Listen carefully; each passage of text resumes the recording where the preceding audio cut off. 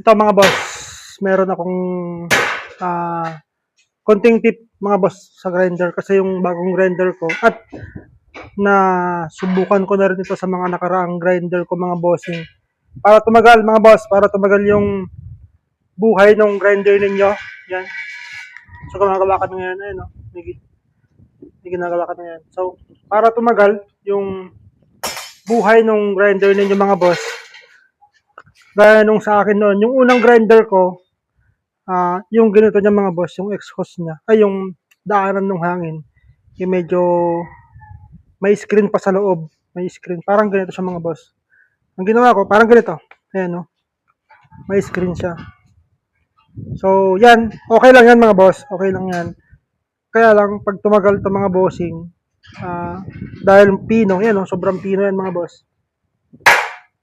Dahil sa sobrang pino niyan, nagbabara yan mga boss. Kaya mapapansin ninyo yung mga grinder ninyo umiinit. So, ang ginagawa ko dito, tinatanggal ko mga boss. Tinatanggal ko to. O kaya naman, kapag hindi to removable, minsan pinapalawang ko yung mga butas nito para ang problema lang kasi dito mga boss, dapat pag tinanggal nyo na yung gano'n, regular ninyong linisan yung loob niya. Regular ninyong linisan yung loob ng grinder mga bossing para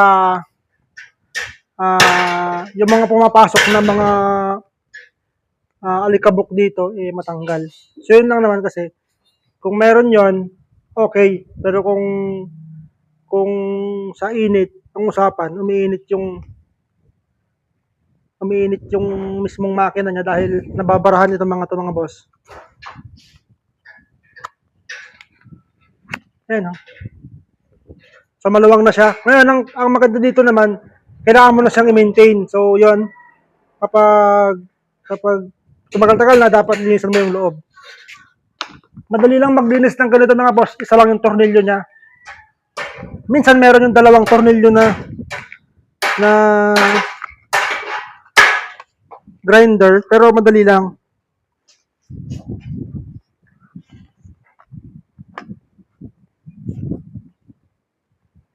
Ayan, tapos na mga boss. Isang tornilyo lang yan.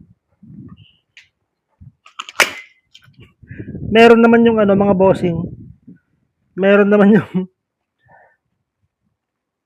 mga grinder na dalawa yung tornilyo dito sa part na to. Pero ito isa lang. So yun lang mga boss. Sana makatulong.